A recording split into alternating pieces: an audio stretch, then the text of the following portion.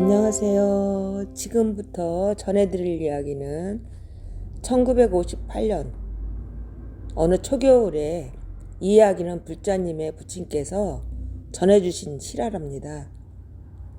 전라북도 어느 작은 시골 마을에서 살고 계시던 조부님께서는 3대 족자였대요. 아들을 낳으려 무진 애를 썼지만 딸만 낳다 보니까 부모님께서는 어휴, 내가 조상님은 어떻게 보겠노? 내가 저 세상에 가서 조상님께 부탁을 해야겠구나 하시며 매일 입버릇처럼 혼잣말을 하셨답니다. 그리고 시간만 나면 뒷산을 바라보시며 한숨을 짓고 하시더니 어느 날 세상을 떠나셨답니다. 그 후로 조부님은 세상을 탓하듯 농사일도 하지 않고 매일 읍내에 나가셔서 방탕한 생활을 계속 하셨답니다. 그러던 어느 날 돌아가신 아버님의 기일이 돌아왔는데도 그날도 역시 변함없이 읍내에서 탁주를 한 사발 하시고 집으로 돌아가는 중이었는 거예요. 조부님 댁은 읍내에서 댁으로 들어가시려면 논두렁도 걸치고 밭두렁도 걸치고 산길 따라 가야만 하는 작은 마을이래요.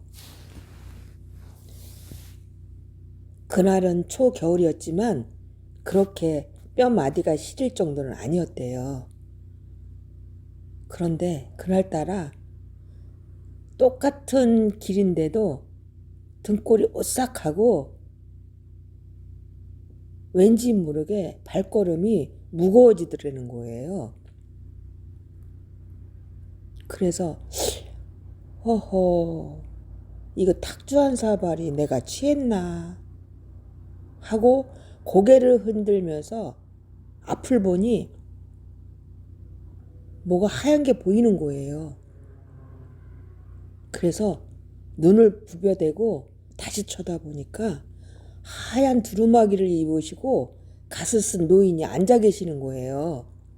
너무 놀라서 어우, 어르신 어느 동네를 가시길래 이 때늦은 이 저녁 시간에 날씨도 쌀쌀한데 하고 물으니 그 노인장은 마치 기다렸듯 나 저 산할 마을에 함씨 누구 집에 친구가 탁주한 사발을 하러 오라고 해서 가는 중일세.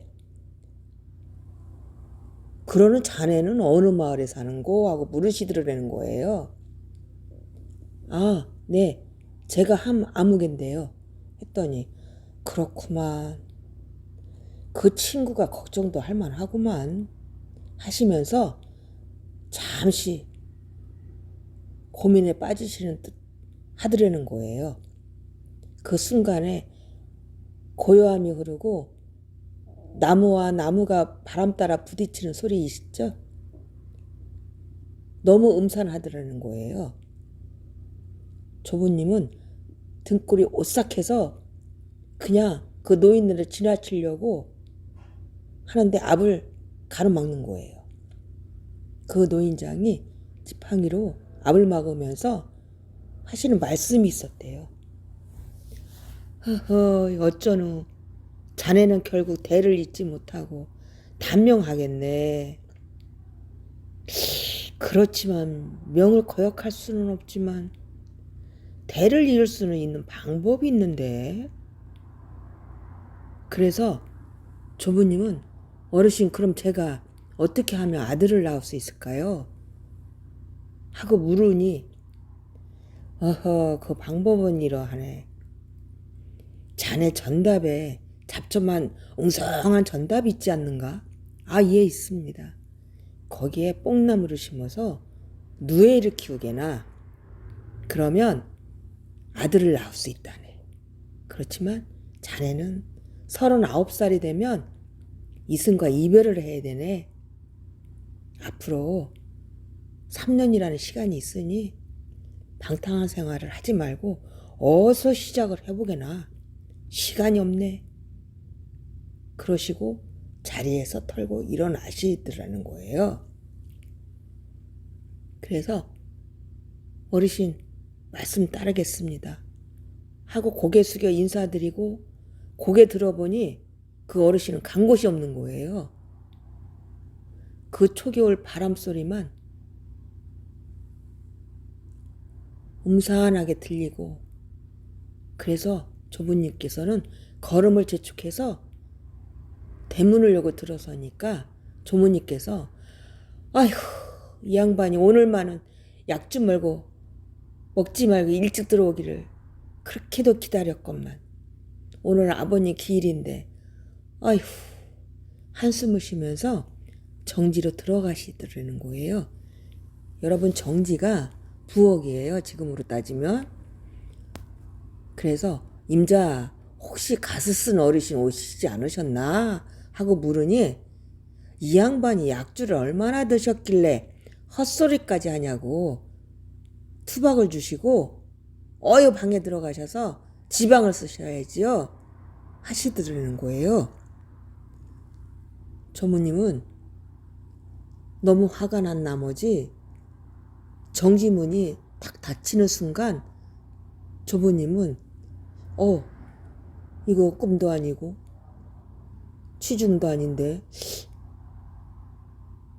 그 어르신을 내가 만난 게 맞나 하는 그 순간적인 생각에 방으로 들어가서 지방을 쓰고 제사상을 차렸답니다.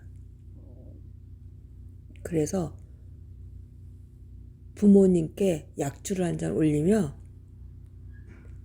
옆에 친구분 계시면 아까 저한테 하신 말씀 꼭 실천하겠다고 아버님 전해주세요 하고서 약주를 권했답니다.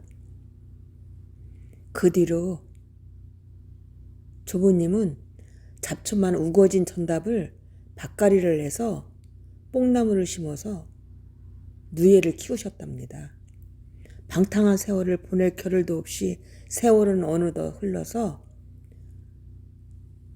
조모님께서 산딸이 다가왔답니다. 어느 날 임자 이번에는 꼭 아들을 낳았으면 좋겠구만 그랬더니 조모님이 예, 산파 할머니가 배를 보더니 아들 같다고 하더구만요. 그렇게 두 분은 이야기를 하시며 봄 햇빛에 턱마루에서 점심을 드시고 난 뒤 조부님께서 임자 오늘 몸이 나른하니 사랑채에 가서 낮잠을 한숨 자고 나오겠소 하면서 집안일을 도와주는 아주머니를 부르셨답니다. 옛날에는 무슨댁이라고 불렀어요. 집안일을 도와주시는 분들을. 지금은 가사도우미죠. 그래서 예를 들어 지장댁이라고 할게요. 지장댁 애엄마를 부탁해요. 혹시 진동이 오면 아직은 날짜는 안 된 것 같지만 혹시 모르니 부탁 감세 하시면서 사랑채로 들어가셨답니다. 그 뒤로 1시간 후에 조모님께서 진동이 와서 산팔머니를 불러와서 출산을 하셨는데요. 그분이 바로 제보자님의 아버님이셨답니다. 기분이 너무 좋아서 조모님은 어여 사양채 가서 바깥 양반을 얼른 깨워오세요 하시며 지장댁을 보냈는데 아주머니가 화들짝 달려와서 주인 아저씨가 돌아가셨다고 하셨답니다. 조상님은 자손들을 걱정하고 도와주시는 그런 분들이기 때문에 우리는 항상 조상님을 섬기고 기리셔야 합니다. 오늘 이야기는 조상님의 은덕이에요. 왜 그분이 아들을 낳자마자 가셨냐면 그 해가 39이 되는 해예요. 그래서 아들이 세상에 태어나면서 그 아버님은 돌아가시는 거죠. 그래서 명을 서로 나눠 가진 거예요. 그래서 우리는 앞으로 조상님을 무시해서는 안 되고 조상님을 잘 섬겨야지만이 자손들이 번창한다는 뜻에서 오늘 이 얘기를 한번 해봤습니다.